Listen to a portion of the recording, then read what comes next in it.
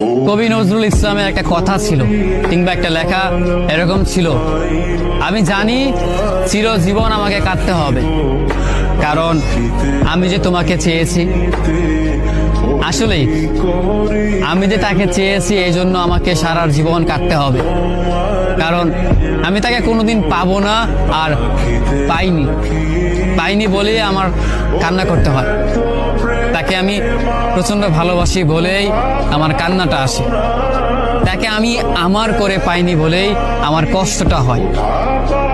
কবি নজরুল ইসলামের লেখাটা খুব দারুণ ছিল।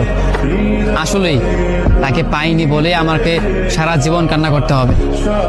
যদি সে আমার এই ভালোবাসাটা বুঝতো, আমার এই অসীম ভালোবাসাটা বুঝে আমাকে একটু বলতো যে আমি অন্যদের মতো কখনোই তোমাকে ছেড়ে যাব না, তাহলে বিশ্বাস করুন পৃথিবীতে হয়তো আমার চাইতে সুখী মানুষ আর কেউ হতে পারতো না।